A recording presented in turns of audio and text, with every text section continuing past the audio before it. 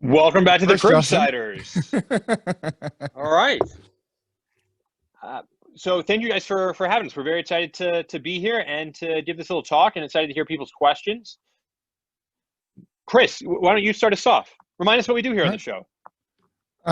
We talk to expert guests to give you knowledge for your brain hole.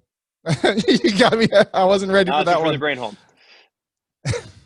But yeah, you go ahead. You start us out with the introductions, and then I'll follow right after. Yeah, so I'm Chris Chiu. Some people call me Chris the Chiu Man Chiu. I've been a producer with the Cribsiders for several years now, and Justin and I together, we co-founded the Cribsiders very recently. I'm an assistant professor at the Ohio State University, and my Twitter handle is at CJ Chiu. So if you want to DM me, or I'm there. Justin? Great. And so I'm Justin Berk. I'm an assistant professor now at Brown at the Warren Alpert Medical School. Do medicine and pediatrics, mostly outpatient, but a little bit of inpatient on both. Have, like Chris, been on the Cribsiders for almost 3 years now, doing production for different episodes. And to Chris, a year ago, he, or longer, said we should do a Cribsiders episode. We'll talk more about it.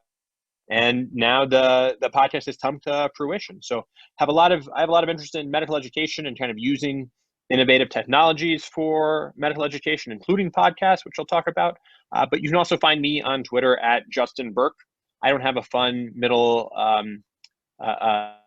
yet, but we're working on it. So you can send me suggestions if that helps. Justin the Cowboy Berk. I think we're going to do that now. Yeah. There we go. So we will have all our slides are available in the effort of foam. The QR code was at the beginning. We'll give again at the end. So just want you to know, if you want to see our slides and our contact information, you can get that later. So our agenda today, we're going to do a couple things. We're going to first talk a little bit about the background of podcasting. Justin's going to give us a little bit about adult learning therapy. Adult learning theory. Adult learning therapy, yeah. Yes. Usually on podcasts, we can actually cut and then redo it, but I guess we have to do this live now. We'll talk about critiques of podcasting, and then a little bit about the history of the Cribsiders and the Cribsiders and how we came to where we are. And then we'll have a Q&A session. So I talked a little bit before about FOAM. I don't know how many people know about what FOAM is, but it stands for Free Open Access Medical Education, or Meducation. It was coined by Mike Cadigan in Dublin, and you would see it's sort of part of, it's first started within the emergency medicine community, and really is looking at a lot of different ways in which we share medical information through all sorts of free sources like podcasting, blogs, websites, YouTube, and all these sort of encompass what we consider FOAM. On Twitter, we call it #FOAMEd. So we talk about FOAM being the philosophy and FOAMEd being the discussion. So as we move forward talking about our podcasting experiences, we're really talking about a subsection of FOAMEd. So for those people who have never podcasted or listened to podcasts, the Wikipedia definition is a podcast is an episodic series of spoken word digital audio files that a user can download to a personal device for easy listening. And so that's sort of basically what a podcast is. You open up your Apple Podcast app, or you go to Google Podcasts, and you'll have hundreds and hundreds of these discussions that people have. They may be based on themes. They may be just people just talking. And when I think about medical podcasts, we're sort of a subset of those podcasts that sort of elevate it. So not only are we just talking to each other, but we're likely conveying some sort of medical information. We're educating people. We're educating everyone from nurses to med students, and hopefully we're doing it in a fun way as well, so that people are able to learn from that. So I really consider medical podcasts sort of a tier above what regular podcasts are. So who are our listeners? Who are the people who listen to medical podcasts, and especially to Cribsiders and Cribsiders? So like I said, they range from medical students there. So they may be, first or second years who are starting to learn the clinicals, third and fourth years who are in their clinicals and trying to figure out, what's going on, trying to understand hypertension, hyperlipidemia, a lot of, big core basic science things. Their residents, their fellows, residents getting ready for their step exams, fellows getting ready for their boards because they recently graduated, or they're trying to brush up on things as they're recertifying. Same with attendings as they're doing research. A lot of these episodes are very useful for a lot of them. APPs. So definitely we have a large amount of listeners who are, nurse practitioners, PAs, students within those. We have pharmacists, we have nurses. They come in all sizes. And when we interact with them in the community, whether it's on Twitter, whether it's on Facebook, or even as they're just leaving reviews on the podcast page, they come from all sorts and sizes. But so yeah, why did they listen? Can I ask for the Yes. people who are listening in? Can we get a thumbs up if you're currently a medical student? Or if you're a medical student, can you do the reactions and do a thumbs up? So we kind of get a sense of. I'm not getting a lot of thumbs up on the med students, though their names have med students in them. Okay, I quite a counted few, about man. 9. Okay, you are getting some That's thumbs up. pretty good. Perfect, great. And have you're a resident or fellow, a thumbs up.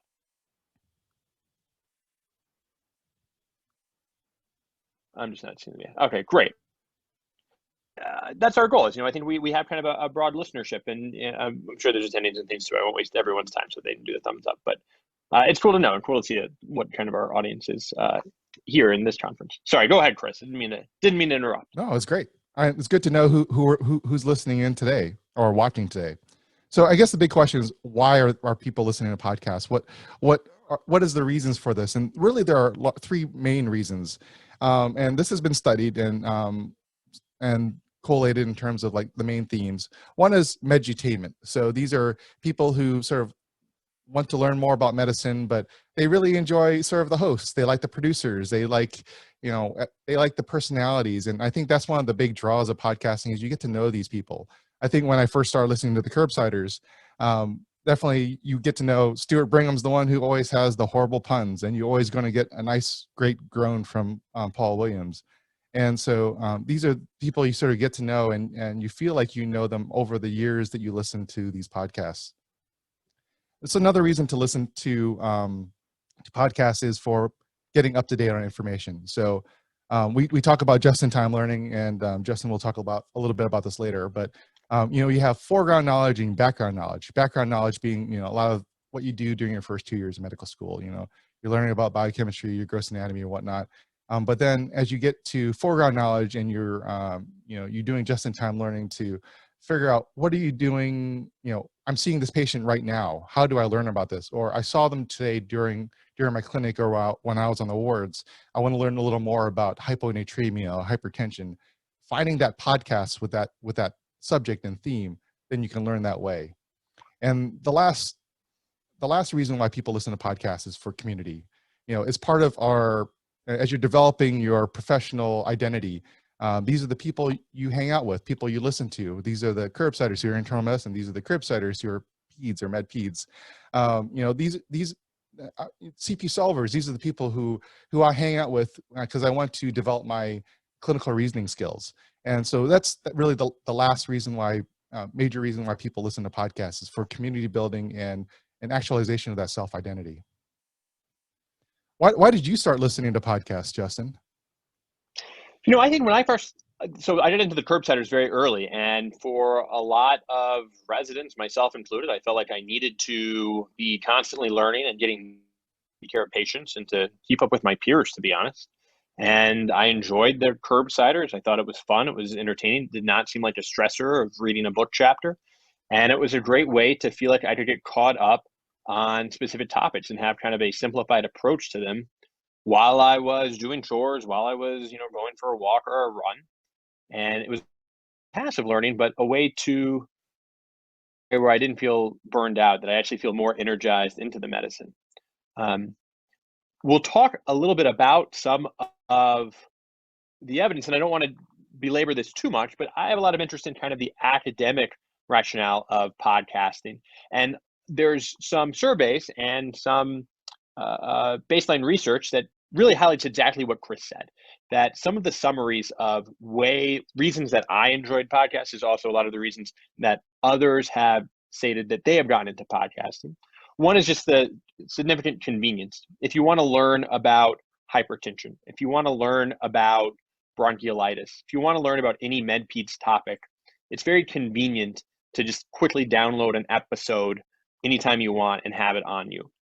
There's a component of just-in-time learning, which is a great resource if you have a patient, if you have a patient on service that you know has COPD or came in with an asthma exacerbation. You can go home, listen to the episode podcast, and really gain a certain level of expertise in that topic. I think we've all learned that you might see a diagnosis you've never seen or a patient that has a certain pathology that you're less familiar with. And if you spend enough time on the up-to-date page, you can become the world expert on this specific topic. And so the podcast allows for this kind of just-in-time learning where you can use the evidence from the podcast for a patient that you're actually trying to treat. I'll talk a little bit about topic selection, but it creates this opportunity so that if you want to learn about a patient's topic or a weakness in your field, you have very much flexibility to choose what you want to learn. Unlike a lot of other medical education, other than formal education curriculum, which is kind of designed for you. And then, of course, it's very flexible. You can listen to it while you're driving to work. You can hit pause. You can hit rewind. You can play it on double speed. You can do it while doing chores. And this flexibility allows for a lot more alignment with your personal life and how you want to actually study and learn. The big thing that I think Chris hit on, which I totally agree with, is also this level of community building. And I think this is something that a lot of us who are very much into podcasts have experienced, but this is actually also evidence-based. They did some qualitative study interviews with podcast listeners and said, why is it that you listen to podcasts? And one of the surprising findings they found was people saying it made me feel like a part of a community. I felt like I knew people. I feel like I could talk to people who had listened to the most recent Cribsiders or Core IM or other pediatric podcasts. And it was this great opportunity to share with them and feel like we're all in this together and sharing topics about this. I think this is particularly important, and we'll talk about this a little bit more, but this conference, the theme is about health equity and looking at advocacy, looking at health equity, looking at being anti-racism, and how to incorporate that into your practice. And I think we can learn a lot from podcasts in this community building. I think you can find people, including Dr. Kimberly Manning, who's been doing a lot of these Black Voices series with the Nocturnists, the clinical problem solvers. Cribsiders have all done work to try to highlight some of the anti-racism and race-based medicine issues. And as the Cribsiders new podcast, that's something I'm very grateful for, a wonderful team that has been pushing this, but trying to have a very strong anti-racism health equity focus for every episode. And so we're doing a companion episode that will be released later this week, is one of our first specialized episodes on these topics. I think we'll expect to do more. But the point is that these communities offer an opportunity to role model these behaviors, to find role models that you want to emulate, which is how I very much started into podcasts, and find this mentorship that exists virtually. And actually, one more citation, not to be obnoxious, but Journal of Hospital Medicine just put out a publication last week about these virtual meeting places or virtual education communities, and talked about podcasting. And I think this is a major way that podcasts can shift how we practice medicine. Next slide. Sorry, Chris. Sorry, computer froze. Sorry. So I'll just briefly talk about, not again to go into nuanced research details, but the reasons that people listen to podcasts very much align with adult learning theory. So there is a well-studied theory of learning, of how do you learn something? How do you remember that the five types of pulmonary hypertension, and a lot of ways in order to gain knowledge. There's orientation, so meaning you're trying to learn something, like for a patient, that's practical, that's useful, it's relevant to your studies. It's experiential, self-directed learning. These are a lot of the things where goal-oriented, self-directed, relevant can make it so that it's really focused on what you want to learn, and podcasting enables that. Next slide. This has become clearly popular. This is a ACP headline, now trending internal medicine podcast for education. The Cribsiders we'll talk about has had a lot of success as far as dissemination and downloads. And now after internal medicine, we're also reaching out to the Cribsiders, the pediatric world, and really trying to bring that same formula from the Cribsiders to the pediatric learners, and do some of the similar ways of expanding education opportunities. Next slide. And I think big picture is that we want to revolutionize medical education. It's nice to be popular. It's nice to have a lot of downloads. It's nice to meet with these guests, but this is a new field. This is a new opportunity that has a infinite potential to augment medical education, to change medical education, to integrate into formal medical education, to do these role modeling, to do these communities where this could really shift how learners not only learn medicine, but feel energized, that feel passionate and feel like they enjoy medicine, kind of bringing back that, to Chris's point, entertainment part of medicine, where medicine's fun. Next slide. I think that's been true for us.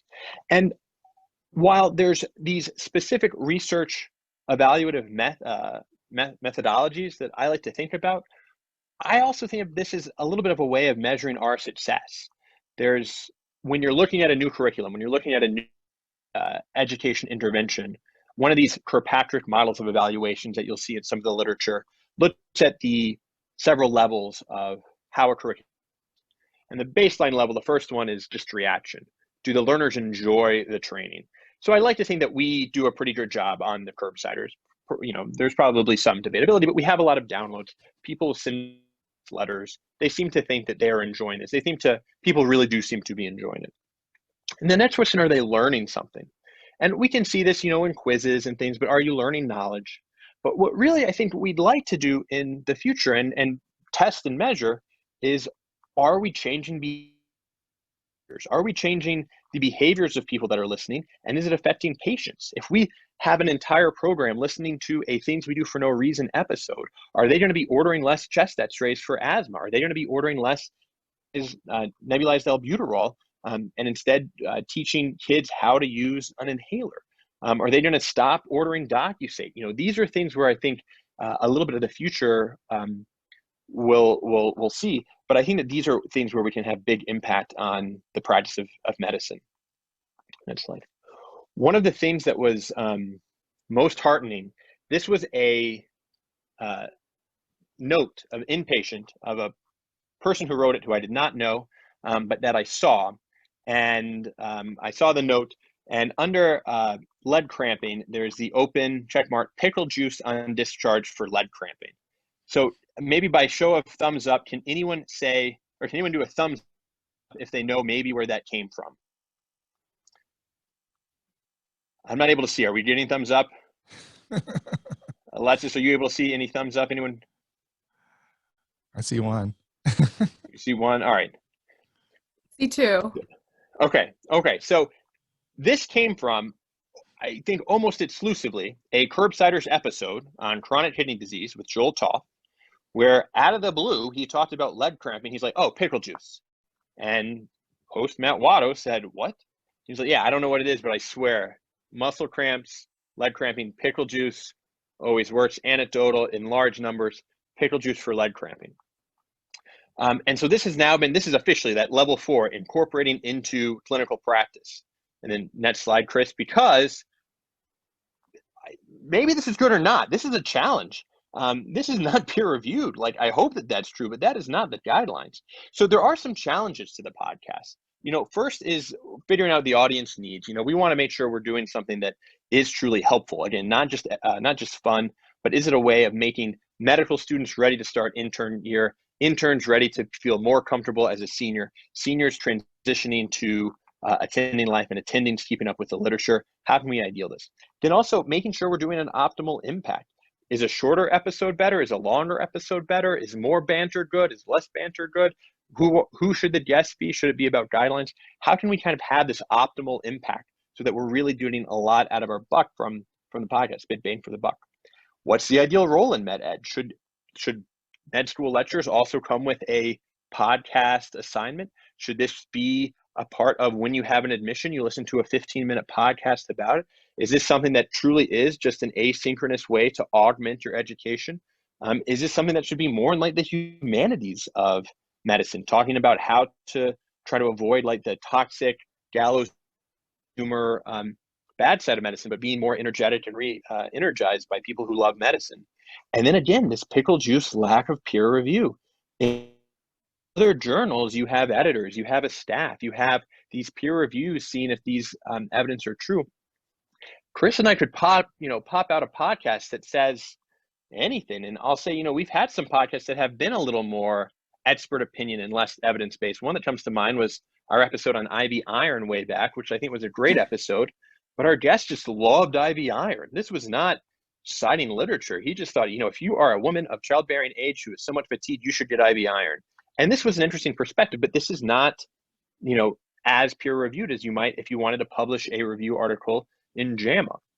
But I will also say, and some might also argue, that in this new world of social media, we actually have a unique immediate peer review where we post something on Twitter, we post an episode, and people on Twitter tell us pretty quickly if we misspoke or we, had something wrong. And Chris, do you remember any examples of these? Well, I do remember an episode on over on the Cribsiders that we talked about asymptomatic bacteriuria, and I would say probably the discussion, there were some definitely nuances of the discussions that were lost by some of the people who were listening, and definitely we heard about it.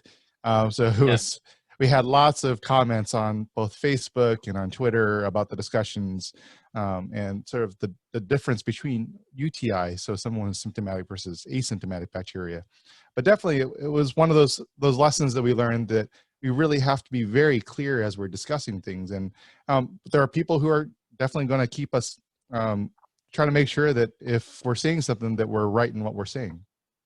Yeah, I think that's a great example. I think that was I remember that episode, and to their credit, I think it was a little bit of a fair critique too of not to minimize that a UTI is painful, and that not to minimize, while it might not be wildly dangerous, was one of their points, was that we shouldn't minimize the symptoms. And again, I think there was a little bit more trying to focus on asymptomatic bacteria, but clearly what we were trying to teach or create content on was not perfectly aligned. And so that was just feedback. And so that was, I think, a good example of peer review. Next slide. Great. And so, I think in addressing these challenges, in trying to hit the higher levels of education and trying to create a movement where we really revolutionize medical education, I think the Cribsiders is making significant strides, and we're very excited to kind of pivot that to the pediatric population with the Cribsiders as well. But it's a project that I love being involved with. I think we're going to talk a little bit more about our involvement, but this has been, kind of a movement towards this. This is trying to be a magnum opus of working towards those goals. Just for some details, so the first Cribsiders episode came out in February 17th in 2016. So that was a little more than 4 years ago. And, they started off as saying that they're the internal medicine podcast. They use expert interviews to bring you clinical pearls and practice-changing knowledge.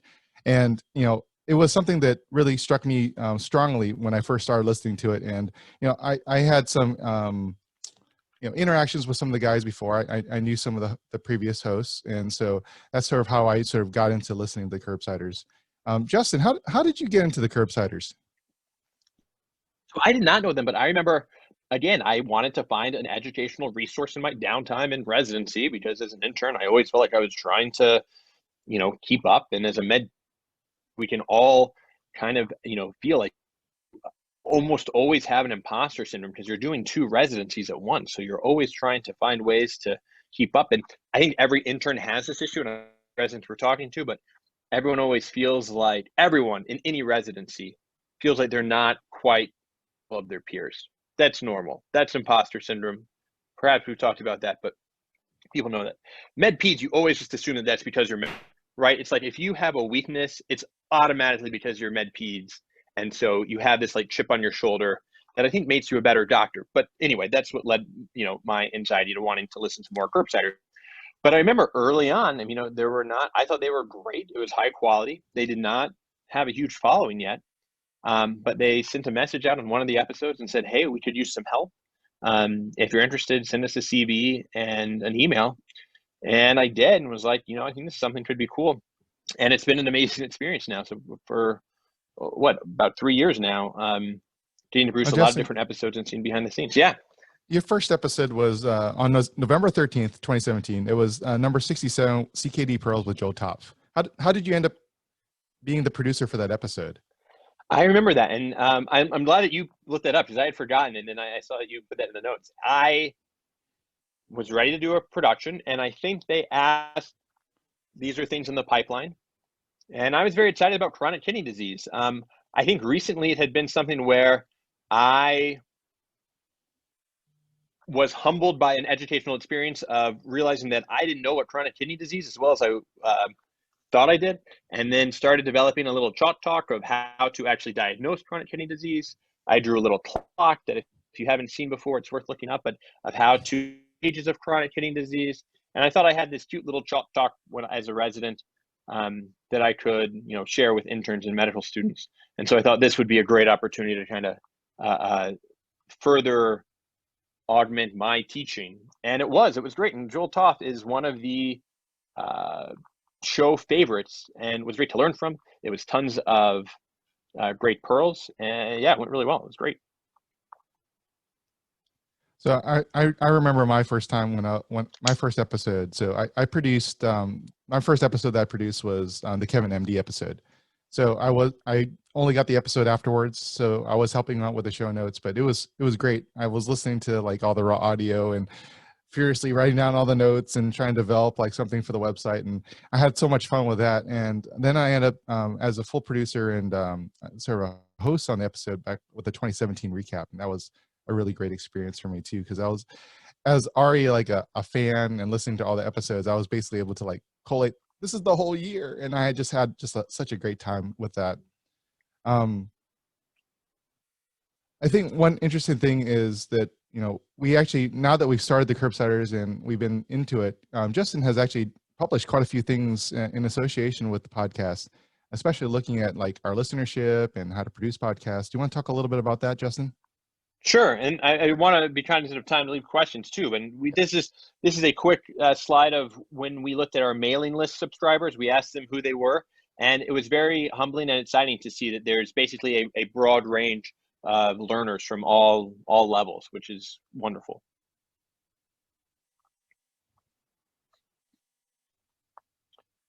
And we can either briefly talk about this, but the growth of the Cribsiders has been very exciting in that. Again, it started about 4 years ago in May 2018. That was a big milestone where we started offering CME credit with ACP for attendings. And then from September, we had monthly downloads greater than 200,000. 2 years later, as of June 2020, we're getting over 700,000, sometimes 800,000 downloads a month. And so when you put this in the context of like a grand rounds, the amount of impact that you're getting from these shows is humbling. It's cool. I'll briefly just touch on some of the partnerships that I think have kind of lended a little bit more credibility and legitimacy. You might hear VCU ads or VCU comments in every episode now that we're able to offer continuing medical education. We've done things like Things We Do for No Reason with Journal of Hospital Medicine, Society of Hospital Medicine. These recap videos of the ACP and SGIM conferences have been huge. In the bottom right, we've done a couple episodes now. The Cribsiders, Matt and them have done a couple live episodes on different topics that have done really well. And then one of our most popular and cool, fun journal club episodes that is the baby of Chris is Hotcakes. So Chris, why don't you tell us about Hotcakes? I mean, Hotcakes was basically, I wanted to make journal club more fun. And so how did we talk about new journal articles, about things in the news? But then also I sort of looked at this as a way to just get more internists and other doctors who are not like cardiologist specialists or pulmonologists. And so actually you can see here on this cover art, we actually had Dr. Kimberly Manning, who's the keynote speaker later today. And it was the first time I met her. And I basically reached out to her and said, hey, would you want to be on Hotcakes? And she said, yes. And we had just such a wonderful discussion. And it was just basically one of the best things about working with the Cribsiders is being able to have all these partnerships, but then meet all these people. So people like Dr. Kimberly Manning, people like Dr. Kimberly DeVerstal with, who's a great, amazing person in terms of the ultrasound curriculum. It's just been fantastic. And so what we learned from the Cribsiders is about a year ago, I was sitting down and I had the Curbsider logo on my phone, and I was just playing around with it in Adobe Spark, and I just started I was like, you know what if I did this? And I someone had mentioned Cribsiders as like a fun spin-off, and so I started messing around with the logo, and I made the Cribsider logo, and I sent this to Justin. I'm like, hey, what do you think? And he said, totally. And so it took us about a year to get this done, but Justin was able to really pull together a great team. You might recognize a couple of these faces here, and in fact, some of these people are listening to the session right now. But Maximilian Cruz here down at the bottom, and Nick Lee, who's apparently in the NICU. I think Edward Cordy and Becca are also here. And we've just had some wonderful people. Angela Jang, she actually had a fantastic discussion here at the NMPRA conference just 2 days ago. So we've really gathered a fantastic team of producers, and we plan on really just giving you guys some really great content coming up. In fact, as we were deciding what types of things we wanted to talk about, we decided that we wanted to at least hit a lot of good core topics at first. And so here's a nice Brady Bunch grid that we sort of developed on some of the episodes we wanted to develop. And in fact, Justin, we pretty much have produced all of them right now, right?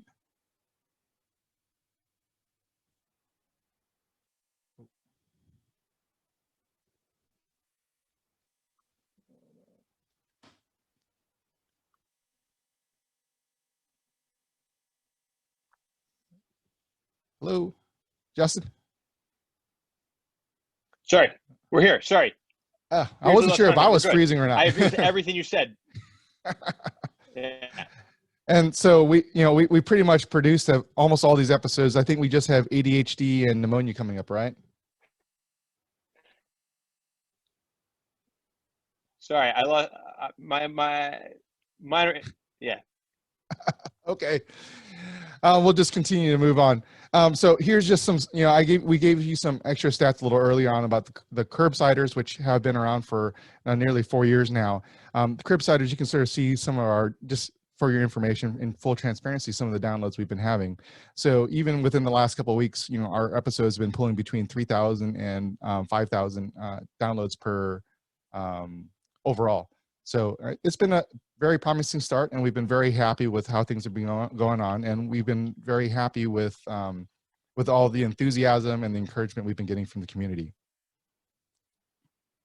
So what do you think's for us in the future then, Justin? Sure. So I think a couple things briefly. I think one, there's still research to be done, again, to how to address these challenges. How can we optimize a podcast for medical education to make us better doctors? But I think also looking at how podcasts can shape the culture of medicine and pediatrics and med peds, and not just provide knowledge and learning, but again, these health advocacy, health equity, anti-racism, mentorship, leadership. From leading the show, I think, Chris, both you and I have taken a lot out of it. It's an incredible experience to be a part of. It's an incredible experience to create something. And I think the other thing, with all the content that's out there now, peds and med peds, there's going to be more and more podcast content created. And I think one of the next steps is going to be curation, not just creating more content, but what's the best episode if you want to learn about, an adult who's being admitted with a heart attack, or what's the best episode that looks at risk stratification for cardiovascular disease. And the, curation, research, mentorship, and then other ways of using technology to kind of augment podcasts, I think, are things that there's going to be tons of opportunities for in the future. What about you, Chris? What do you think?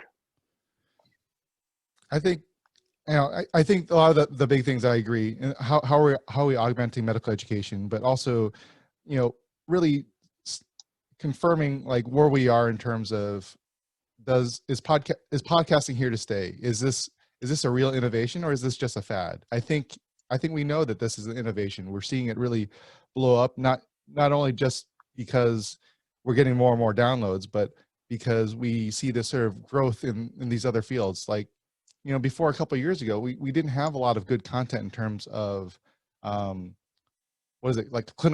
critical reasoning. So, we had a couple episodes, we had the I Am Reasoning guys, but then when we had Preet Jaliwal on Cribsiders, and then we had Reza and all those guys from CP Solvers, and then they decided that they were going to go off and do their own stuff, and just seeing all these amazing things come out. I mean, just constant innovation, and I think people love it. This is really the future of medicine, and I think it, especially in this crucible that we're seeing that is COVID-19, we're really seeing it really take off. I mean, some of the chiefs that we've had here at the Ohio State University, at the in the spring and early summer, they were doing these things called flip podcast sessions. Instead of doing a noon conference, they would have people listen to podcasts. They would have discussions and feedback on Twitter. And we're seeing this all over the country. And I think podcasting is an important place in this. Our emergency medicine colleagues, they've known this for a while. In their AC and GME requirements, they talk about what we call I3, which is innovations in learning, and podcasting is specifically listed in that. And especially within internal medicine, if you're looking at the ACGME requirements, they talk about asynchronous learning, and really I consider podcasting part of that. So through our discussion today, we've talked about the background of podcasting, a little bit about adult learning theory. We talked about critiques, some of the history in terms of the Cribsiders and Cribsiders. And so now we're on to the Q&A. Great. And I'll let you moderate. I saw there's a couple Yes. in the chat, but you run the show. Okay, so the first question we have, do you two have a favorite ever Cribsiders episode? I have a good one that I think I can go right up from the start. And it's a little bit of an old one, but it was something like wielding the power of CT choreangiograms for chest pain. But it was my first introduction to coronary artery calcium scoring and CT angios, which now some of the evidence that are cited has been questioned a little bit, but it was the first time I learned about that. I thought it was amazing. And actually, as a plug to another podcast, Cardio Nerds, about a month ago came out with an episode on coronary artery calcium scoring that I think is very good. And it very much changed how I practice medicine. And I think it's something that a lot of people didn't always hear about. So that would be my favorite. I have a handful of episodes that I refer to people all the time. At least one group of episodes are always the kidney episodes. Like any of the nephrology episodes we have with Joel Toff, honestly, most of those are Justin's episodes, but they're fantastic, especially the hyponatremia. I share that almost all the time, especially when I'm on the wards and I'm talking to my learners, whether they're med students or residents. I'm saying, I don't always remember everything about hyponatremia, but every time I listen to that episode, I come back feeling smarter. So hyponatremia is one of my favorite episodes. And some of the other episodes I really, really enjoy are the ones that I feel empower me as a primary care doctor to sort of reach those areas which I previously had not been as comfortable with. Those would be like early on, there was an obesity episode where we talked a lot about obesity medications, which I never really felt super comfortable with before. Another one was our obstructive sleep apnea episode, where it really, if it weren't for insurance, it really would empower us to really be able to do more like home sleep study tests and understanding how to use APAP and things like that. And then my last one would be like the PrEP episode. So talking about how to evaluate patients and start them on PrEP, because it's important. This is a primary care issue. This doesn't have to go to ID. And so a lot of those episodes are really my favorites, the ones that sort of open me up and provide me a greater opportunity to become a better primary care doctor. Excellent, thank you. Another question we have, do you know how extensive your viewership is? Like, is it international? Yes, it's pretty extensive. There are different ways in which we see where our viewerships are coming from. Libsyn tells us where the downloads are coming from. I think our survey also, Justin, in the survey from our newsletter, it gives us a pretty good spread. I think we do have quite a few that are basically North America, so USA and Canada. But especially if you look at our rankings in the UK and so forth, in terms of like podcast rankings, you'll see that we'll show up often, especially in mostly English speaking countries. But I don't know if you have anything else to add to that, but Justin. Not much. I think Canada, UK, Australia, we've got maybe 5% of our viewership is from those places. It is cool to see, like, there's a few downloads. I mean, in very remote places in Africa and things like that. It's pretty cool. All right, great. Another question we have: it would be interesting to see a podcast related to teaching, leadership, mentorship. Is this something that's been done?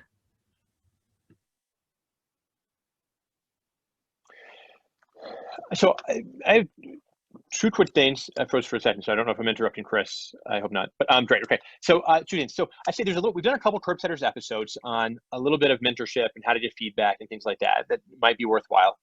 I don't know if there's a specific show on mentorship. There might be. I will say that one thing that's come up, and I'm very curious what other people's thoughts are maybe, is that a lot of times I think the best way we can help with mentorship is by finding these great mentors and bringing them on and having them like showcase their mentorship as opposed to talking about the mentorship.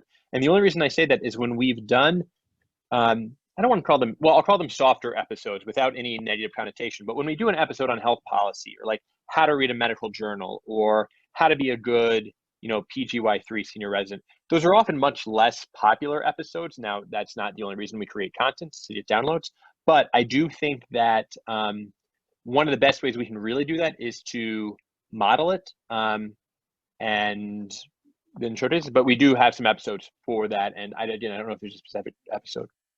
So I would add to that. So I think there's a lot in terms of when you're listening. So in terms of like the community building, when you're listening to episodes and you're getting to know the hosts and the producers and our guests, we model a lot, I hope, about what we know about the hidden curriculum as we talk about patients, as we talk about how we interact with our patients, how we interact with our peers. And I think that's an important part of it. Also, for those of, there's a group of people who don't like to listen to those first 10 minutes. But I hazard to say that those first 10 minutes are really important in a lot of ways. It shows that, it shows in terms of working on life balance that most of us have things that we do outside of medicine. It shows that, especially when I ask the question on the Cribsiders, like what is your favorite failure? These are types of learning and mentorship that are happening, and faculty development and peer development that are occurring right on the show. And we give small snippets of that on every episode. Now, right now I'm developing a video YouTube series called The First 10 Minutes, which is basically unpacking the first 10 minutes into like an hour-long episode. But that's coming in the future. Perfect. Okay. Great. And then our next question is, how many times have you had to scrap an episode or a topic idea, and what's the most common reason why?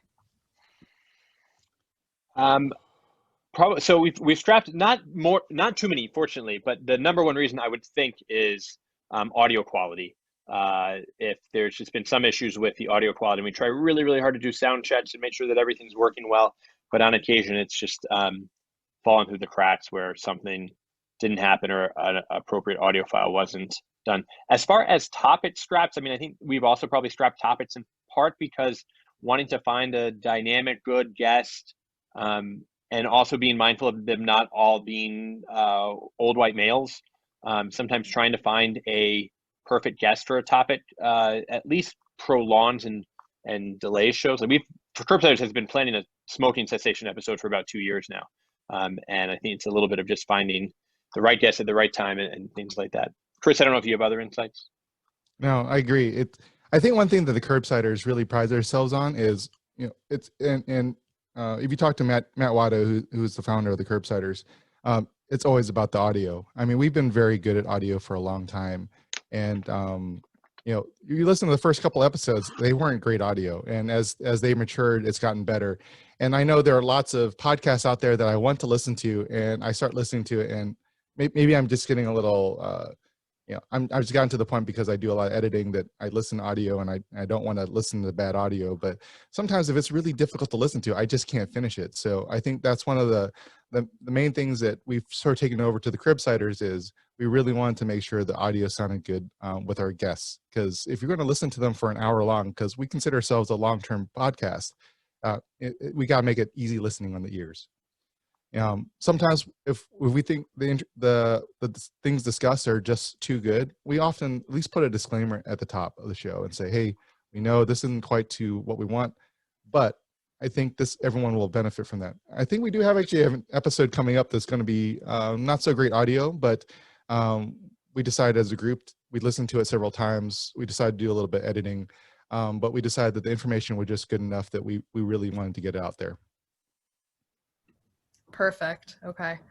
And then Becca says, I appreciate your brief conversation about the informal peer review process of producing episodes.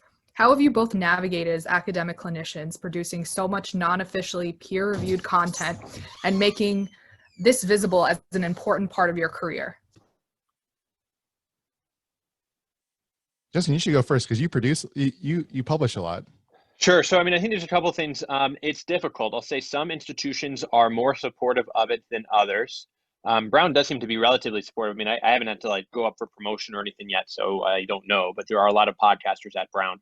I think there are ways to find opportunities to double dip and offer scholarship through writing about some of these, because it is curriculum development. I mean, that's what you're doing. You're creating new curriculum. So just as any medical educator who is trying to find better ways to teach, doing a program evaluation is a part of that process, and that is a way to do that. But then, I think in resume and in talking about it, putting things like the download risk and talking about this episode was downloaded 82,000 times. The grand rounds that seem to be, very major academic currency.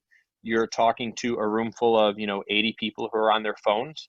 And that's not to say that grand rounds is not good, and nor is it to say that it's at the same caliber of, again, kind of peer review. But I think publishing a podcast that has 80,000 downloads is probably not the same as having an article, published in the Journal of Hospital Medicine or, published in a peer-reviewed journal. But digital scholarship is the path forward, and I think everyone in the community is still trying to figure out how to appropriately give it academic currency. And some places are just going to be more open to it than others. But I think you almost have to sell it yourself to explain this is big.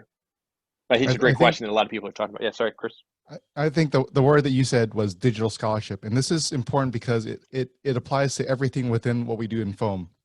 So not just podcasting, but it's tutorials, it's social media presence, it's blogs. These are things that need to go in the CV. And when you show that you have a reach, that you're showing that you're giving good quality content, that makes a big difference. I'm currently going through, starting up the P&T exercise of, possibly getting promoted to associate professor. And it's not just, definitely putting how many downloads are on my CV. And Avio Glasser and Shapiro and all those guys, they did a white paper talking about how to put all your stuff on your CV. Digital scholarship is really important. If you talk to my friends Sherry Trivedi or Adam Rodman, they're really into digital scholarship as well. We did a big presentation for SGIM this last spring where we talked about digital scholarship and how it can be useful in terms of promotion and tenure. So it's really important. And all this work that you do, you need to put on your CV. You need to say you're doing it. At the same time, this work that we're doing, obviously, like Justin and I were talking at this conference. I have 3 conference engagements just this month, as well as the grand rounds, just from my work here as the Cribsiders and the Cribsiders. So, all that sort of ties in together. We have national names now, nationally recognized names, especially within our smaller medical communities. So, I would say a lot of institutions are getting on board with digital scholarships, but as long as we keep on putting on our CVs and showing that, that we're giving good quality content, I think they'll get along soon enough. Great. Okay. And then we have one last related question. In working with concepts where data is limited or conflicting, how do you approach presenting these concepts to a large audience, determining experts for expert opinion, and addressing the lack of data? Yeah, I mean, I think this is a great question, because in certain topics that are more complicated, it's tough to really, say that these are the correct answers.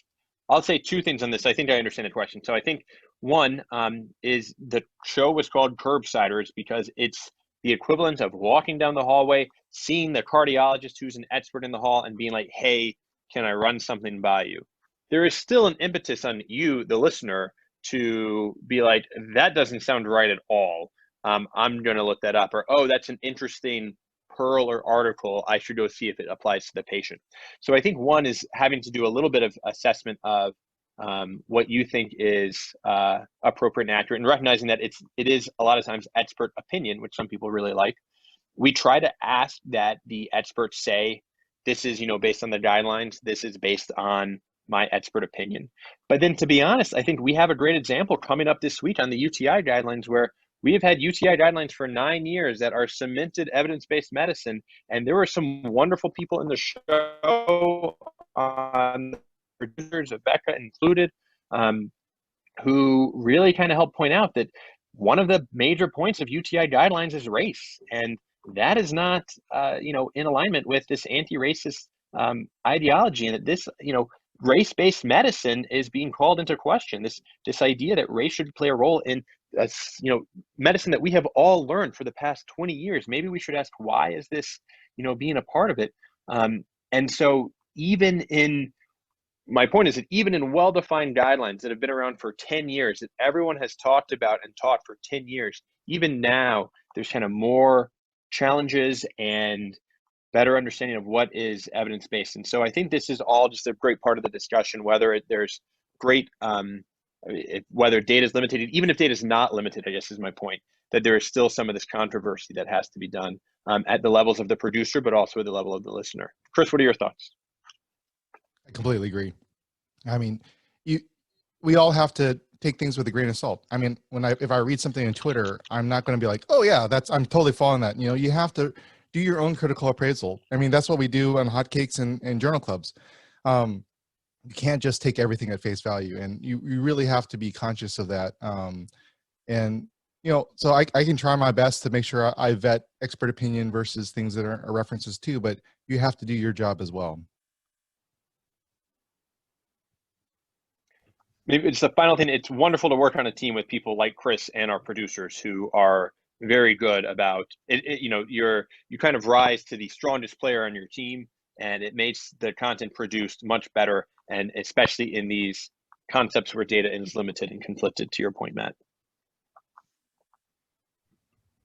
All right, great. Thank you, Dr. Chiu and Dr. Berk. We really appreciate taking the time to kind of go through your path and just answer all these questions. And now it is time to kind of head back to our main Zoom session so we can catch the keynote from Dr. Manning. And if you do have more questions, feel free to stay here for a few minutes. The session will start at 2:25. So Dr. Chiu and Dr. Berk would be happy to answer questions. You can unmute yourself and just kind of do that. So thank you guys for coming. And I did want to announce also our mug winner. So our lucky mug winner today was Elizabeth Hayes. Congratulations. We'll be sending that your way. Yeah, so I'm gonna post the link to the main Zoom so you guys can just join from here. If you somehow exit out before, you can always go to the email where you registered and access it that way as well. So thank you, everyone.